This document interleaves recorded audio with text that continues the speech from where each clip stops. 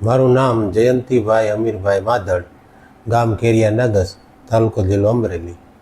અત્યારે હું રાજન સાહેબ કકૈયાની હોસ્પિટલમાં મારી પત્નીને લઈને આવ્યો હતો. ત્યારે મારી પત્નીની સ્થિતિ અતિ નાજુક હતી. અમે ચાર વ્યક્તિ ટીંગાટોળી કરીને 108માં બેસાડેલ એવી સ્થિતિમાં લાવ્યા હતા. પણ મને તો એવી આશા હતી કે આમાં રિકવરી મળવી મુશ્કેલ છે. કદાચ અમારે બહુ રાજકોટ, અમદાવાદ એવું જગ્યાએ જવું પડશે. પણ સાહેબે અમને આશ્વાસન અને સતત મેડિસિન ને દવાને સારવાર આપેલી. અત્યારે મારી પત્ની મારી બાજુમાં બેઠા છે, પોતાની રીતે વોશ જઈ આવે છે, જમે છે.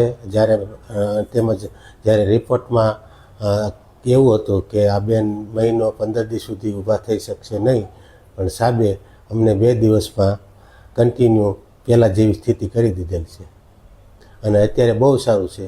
અને